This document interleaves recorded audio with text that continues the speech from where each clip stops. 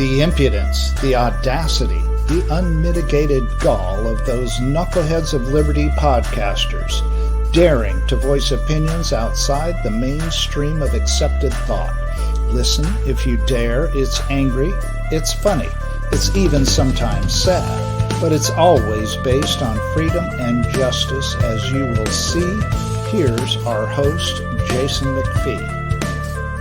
Welcome to the Knuckleheads of Liberty. We're coming at you on December 12th, 2022. Somehow we've survived a couple years of the current administration, but and it always seems like how we're going to get through the next day, I don't know. But we do have a special guest here to distract us from that, and this will be an interesting talk.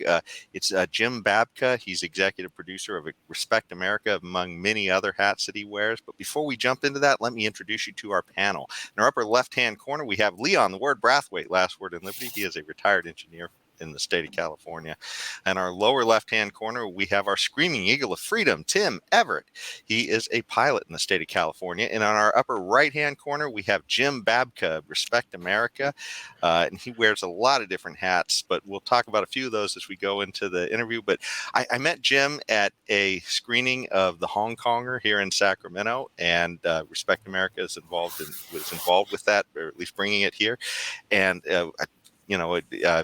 gosh, he's doing a lot on the liberty front. So we like to talk to people like this too, because it might give people, if you're sitting out there watching, some ideas on how you can also get involved as well. So Jim, take it away. What's Respect America about? And tell us a little about yourself. Well, our mission is to use real and up-close personal experiences to exhibit pathways to improved human happiness and identifying the things that block those. And we're doing it through focus on three primary themes. We want to illustrate the impact of coercion and theft that has on human happiness, harmony, and prosperity. And we want to make sure that the observer really sees it. Second, we want to present delegated agency, which means like you give away, when you deal with the government, you give away a certain amount of power, and then agents do the bad things, right? And we want to make sure that people can't unsee that. Once they've seen it, they can't unsee it. And then we want to demonstrate that this principle, which we call the principle of human respect, has no exceptions. That every time an agent uses coercion on our behalf, happiness, harmony, and prosperity decline. And so we're doing this. We're going to do this through short videos, testimonials. The very first one involves a woman named Katie. We're going to be releasing that in January. Katie lives in a state where cannabis is illegal.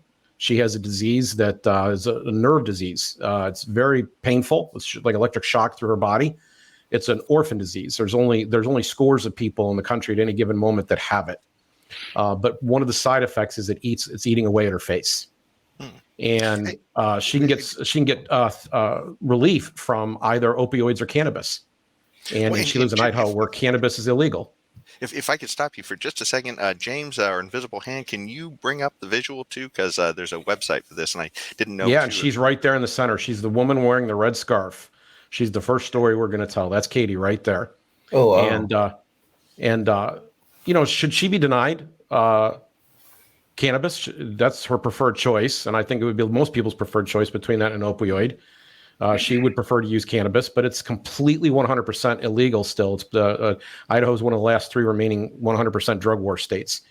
And, she goes and she meets with politicians, and they say, I feel your pain. And then they go right to the floor and they give a blasting message about how anybody who would use cannabis is a bad person, and that they have to protect them from themselves and us from them. And they still vote against her. And that's disrespectful. That's interfering with her happiness. That's interfering with her prosperity. We need to stop that. And we need to make sure that these stories are so visual, so visceral that people don't miss it. And that's what we're going to do at Respect America. It's a brand new organization. The party that you came to, Jason, the screening of the Hong Konger was kind of our launch event, our pre-launch event, so to speak, to kind of begin to get the word out and get our website up. But we're starting in earnest in January by telling Katie's story. You said you're a brand new organization. So you guys have not truly launched your organization as yet? That is correct. Okay. Yep. But we did put on a pretty successful event for the Hong Konger. We had that film is put up by the Acton Institute. It's a story of Jimmy Lai in Hong Kong. Yes. He's imprisoned by the Chinese Communist government, which has broken the treaty it had with Great Britain over the takeover of Hong Kong. His story is very compelling and moving, and we had that premiere, and it was the most successful one the Acton Institute has had thus far. So we got a good team of people to start. I believe in the last. Oh, sorry, Leon. I was just going to say, yes, we had Eric Cohn on the show recently, too, to talk a little bit about that as well, from the Acton Institute. So, yeah. On the film. Or how's that? Sorry. He is the expert on that film. So yes. Good thing you did that. Yeah. Yeah. But, that's such an important message that you're saying, respect, because I think a lot of people don't really realize that when they want to force their ideas on other people through government, they think they're doing they think my way is a great way. So wouldn't it be great if everybody else is doing it my way? But exactly. I think that's a good take that you guys are putting on this is about respect, because gosh, if you don't want to let people do things their own way, then you obviously don't have much respect for it. Right. Yeah. Well, they always think, I mean, mostly from the left, obviously, they always think their good intentions are good enough for all of us. So their one size fit all solutions to everything is the only thing that they can propose, but it's total disrespect to us as individuals, us as sovereign people. Yeah, and inevitably, none of us is king, including the person with their grand utopian dreams, right? Sooner or later, the other side takes over. And in fact, most of the time, people that disagree with us are in charge.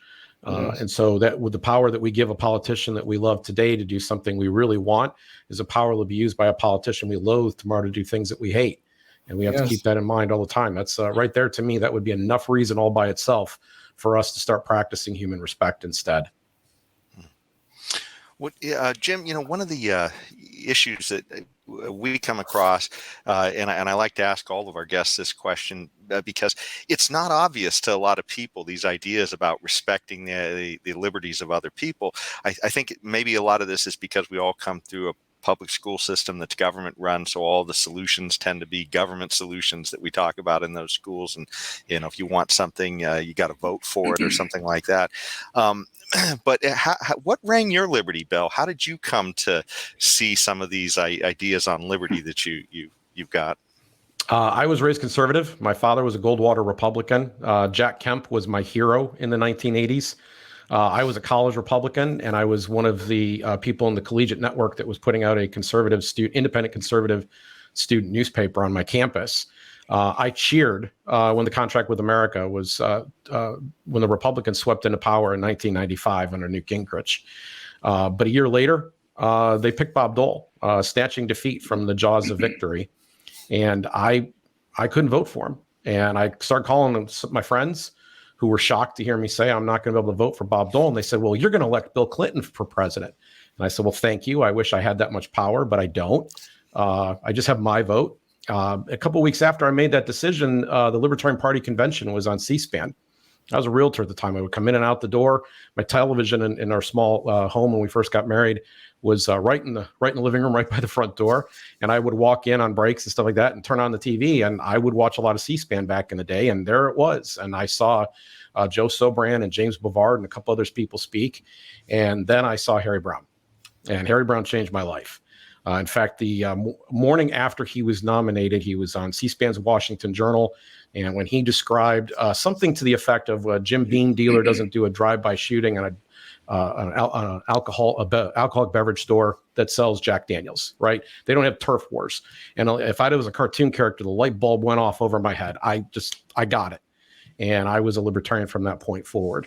I had found my new home. So, my story, by the way, isn't that unique. The Advocates for Self-Government, with whom I also work, did a survey in 2021. And, one of the 2 or 3 most common paths to becoming a libertarian is a libertarian presidential campaign. And so 4 years after I was a fan of Harry Browne, I was working on his campaign when he ran again in 2000 as his press secretary. Wow. James, can you pull up the visual again? Because I wanted to show a few of the other things that that Jim is working on. So Jim is also involved with the Advocates for Self-Government, the one he just referenced, and I've actually handed out some of their surveys as well too. I sitting at the libertarian booths at the state fair and other things like that. Kind of gives people a sense of, hey, are you what's your orientation politically? Mm-hmm. And a lot of people, they don't realize that maybe they're maybe a little more liberty oriented they think, or maybe some people it's a rude awakening how authoritarian they are. Yes. Yes. But yes, so he's got that going on. There's also the Zero Aggression Project that he's working on. There's a Downsize DC, and he has a podcast also called Gracearchy as well. So he's got a lot of hats going on, and is somebody who I guess is just really trying to get the message out there. What exactly is the Zero Aggression Project? The Zero Aggression Project's an initiative based on the Zero Aggression Principle. We wanted to get into the thinking that goes into that. So the Zero Aggression Principle is that you should never initiate violence or use excessive force to achieve your social or political ends. And you should never even delegate that power. So that's the Zero Aggression Principle, and we wanted to get that across. And we wanted to talk. We feature something there called mental levers that describe kind of a heuristic way of thinking. What I have observed over the years, and it's been tremendously powerful for me, is that we don't have all of the facts most of the time when a news story first breaks, when there's a crisis, when the government is telling us to be very, very scared. We have to rely on a set of intellectual tools to figure out what's really going on. We can place some bets. And this is how libertarians think. We tend to say the following thing is likely to happen if we go down this particular course. And we lay those out in the mental levers. We share kind of some of the tips and tricks that we use in our thinking. Okay. Just curious, because you say zero aggression. So would you generally characterize yourself as more of a minarchist then, or an anarchist? Because I know that's one of the things that kind of gets into the weeds, but as people start talking about I don't like the term anarchist. I understand what many people mean by it. I think it's the wrong term to use completely. I don't believe in no rules, and I don't necessarily believe in no rulers. In fact, we advocate at the Zero Aggression Project something called consumer-controlled governance. We believe the state shouldn't govern. There shouldn't be coercive government. But as a voluntarist, that's how I would describe myself. We believe that individuals should be able to choose all of their relationships, whether it's with business associates, whether it's the services that they need, or even the governments that they choose. And I believe that we would have actually a spawning of many very specialized governments that would occur if we had the state out of the way. I think people would still, for example, want security services, and they would find ways to contract and obtain that. And so I prefer to call that voluntarist, because it's a choice as to whom I'm going to associate with, where I'm going to get those services. So you don't believe in the concept of limited government? Limited by what? Limited by a constitution. If that would have worked, the government would be a lot smaller than it is today. True. And so I think that the Constitution was a major watershed bit of progress for humanity. I think it was a great thing for its time. And I think it has done a lot to protect us. I mean, we can look north of the border and see what has happened where they don't have the same written guarantees that we have. So I do think it's of value. I'm not disparaging it, but I don't think it's the future. I think if in a kind of a post-status view of the world, we would shed any attempt to delegate power to other people and allow them to have a power that we don't possess ourselves, which is to initiate violence to get what they want. That is not a good way to solve problems. We find that out when we're small children on the playground. Yeah, it's funny too, because when you mentioned how's it working out, right? I mean, our current method, and you can watch there's the Congressional Budget Office. Unfortunately, I don't have the visual ready for this show, but it puts out a chart every year, I think it is, where it shows the debt to GDP ratio. And when they show that and you track that over time, it is tiny. It's very low at the beginning, of the country. And, when you're talking about early 1900s, it's like 3 or 4% or something. Now it's 100%, right? Yeah. I mean, that kind of gives you a sense of the distortion that's going on as far as all that government. It's just how much how much bigger the footprint is increasing over time, with our government. And the CBO is literally projecting that that's just heading, I guess, north as in high. Yeah. And Leon, I would add, if we actually used the interpretive key that was provided by the founders of the 9th and 10th Amendments, if those were actually practiced, we would be in significantly better shape today. If I thought those arguments were compelling on any level, if I thought that they would prevent people from using government for their own ends against one another, and sometimes in very cheap, cheesy fashion, just to get the other side to cry. If I thought we could put an end to that with the 9th and 10th Amendment, that's probably what I would focus on, because that would get us a long way to where we needed to go. And then we could focus on fixing other social problems.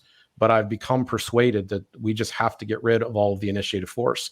The way that the government is funded. It's funded through a form of extortion and theft.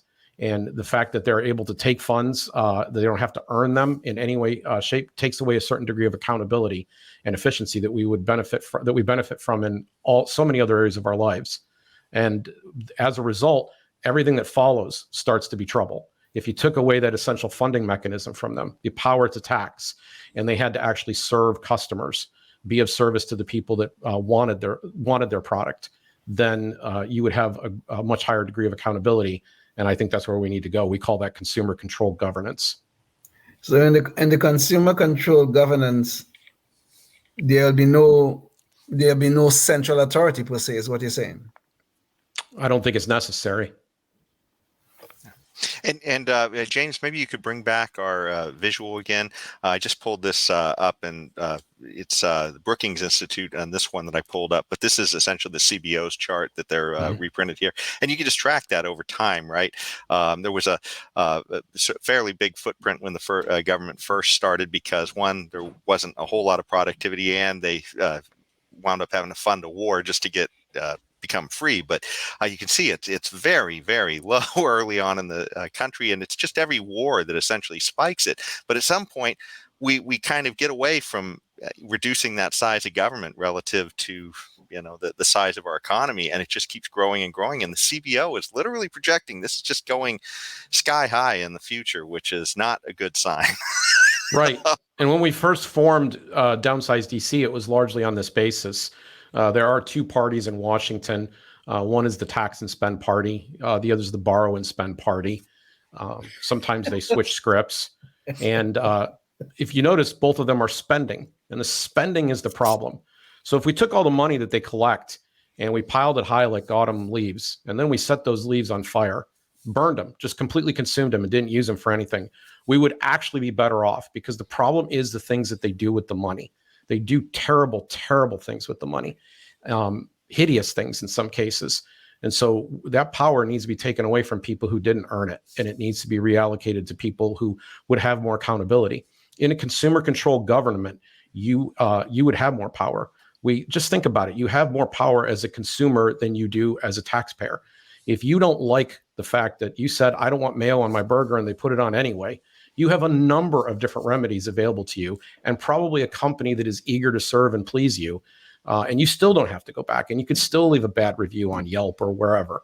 And so you have so much power that we don't enjoy as taxpayers. You are just one person in a sea of people, and you're constantly fighting to be part of that majority that will get control. And when you have 50% plus one, that equals 100% of the power. And that's just not really a good situation to get happiness or to achieve social harmony or to maximize our prosperity. Yeah. So in consumer controlled governance in such a society, what will happen to say something like the military? Well, we have seen firsthand, we have experience as Americans. We got to experience it in Vietnam, and the Soviets got to experience it in Afghanistan, and we got to experience it again in Afghanistan, that guerrilla fighters can do an awful lot. This is not a country that is worth invading. Even Japanese admirals knew this before they attacked World War II. We didn't have a theater of action here. The theater of action was over there. I can understand why some other countries would be much more fearful about their military existential situation. But we here are relatively secure, and we have the ability to gear up in a very rapid basis. It also has not been traditionally very difficult to get people wrapped up and ready to go to war. If the need arises, they would support it. And so the thing that people always wonder about is, could we fund a sufficient military? I think that's asking the question backwards. People will always fund their own security. Survival is a primary human value. And to the degree that they need to do that, they will devote their resources to it. Most of the time, that's not where we need to devote our resources. We have a military that's far, far bigger than what we would choose to pay for if we did it voluntarily. And then that military, because it's so big and the contracts are so large, needs to turn over some of its products so it can keep the machine going. And so there's a military industrial complex that Dwight Eisenhower warned us about. And we believe that the world and our country would actually be much more secure if funding for the military was voluntary. We've laid out that case in an adjunct site that breaks off from Zero Aggression Project called wartruth.org, where we go through the history. Perry Willis wrote up a history. He read all the books, so you don't have to, kind of thing, and laid out war by war what happened and what the truth is, and whether or not it left us better off. And so you can check out those arguments at wartruth.org. Well, it is kind of funny when you mention, that how well guerrilla fighters can do as well, because, you could have an incompetent warlord like Joe Biden who just literally arms you for decades to come by leaving all the weapons out on the field as he runs away. That's exactly right. So, but, it is interesting, though, because, or Tim, were you trying to say something, or? Yeah, with the muted mic, like an idiot. Yeah. Well, why don't you jump in, because I don't want to cut you off.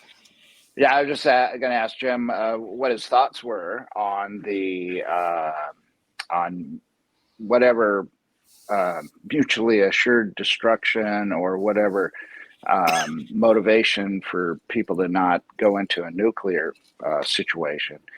How that would play out, for example, just in a future scenario with a smaller military United States, would another country, say China, for example, that maybe had nuclear weapons, and if they threatened us with annihilation and we didn't have any, for example, just in this scenario, just for the sake of argument, how would that play out? Would we be able to be victimized? Would we say, hey, give us your best shot? Would we have a method of countering that threat, so that we're not like taken over by China? I don't know. So let me start by asking you a question there, Tim. Let me start with a question. If you knew that China had weapons pointed at the United States, would you want there to be nuclear weapons pointed back? I think my human natural reaction would be to say yes, but I don't know. Maybe in absence of an argument that was persuasive against that, my first reaction would be yes, I would. So we don't have time to go down that. I would answer definitely yes. I would want some form of protection against the possibility. So would you be willing to help fund, or extol the virtue of to other people who are capable of funding an institution that provided that service? Yeah, I see where you're going. Yeah, then I would. Yes, okay. Yeah. I would. Of course.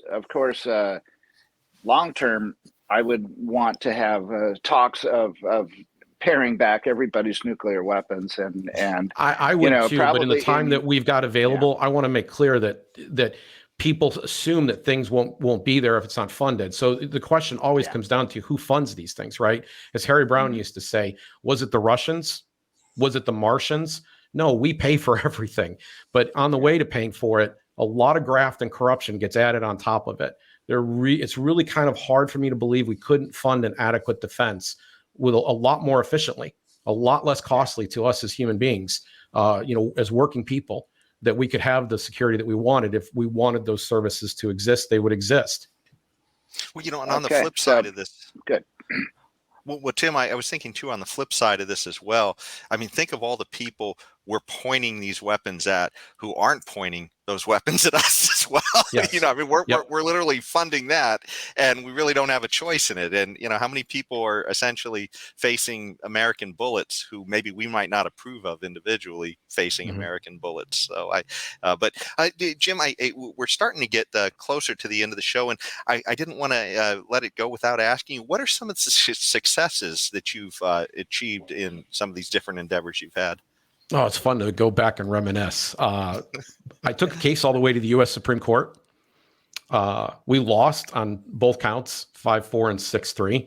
But we challenged the McCain-Feingold law, the campaign finance restrictions. And that was a monumental accomplishment. I got to sit and listen to my case being argued in the Supreme Court, which was, pretty cool. But one of our partners in that action was an organization that became a household name less than a decade later, Citizens United. And Citizens United ended up scoring a landmark decision that allowed basically for unlimited First Amendment expression, free press rights. We actually pioneered an argument called the free press argument, which made the distinction. In the First Amendment, the rights are all separated by conjunctions or and preceded by the definite article the. So there is the right of free speech. There is the right of freedom of the press.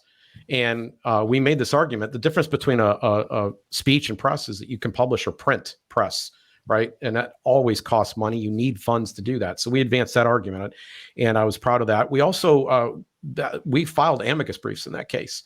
I think helpful ones. But we also did that in the Jones case, which changed Fourth Amendment jurisprudence.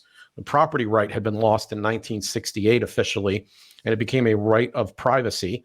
And we helped bring the right of property, the property right question back into the equation in 2012, 13, that time frame in the Jones v. U.S. case. And last, I talked about heuristics at the Zero Aggression Project before. One of ours was, surprise, this will come as a shock, politicians tend to lie. And so, especially about war.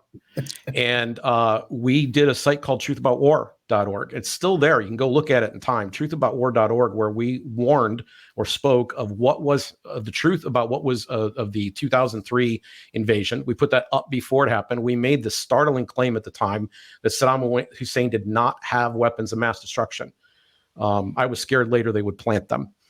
Frankly, like a bad cop at the scene of a crime would plant a gun. I thought maybe they would pull that off, but we didn't. The evidence, if you went looking for it, which our media did not, showed that he didn't have those weapons.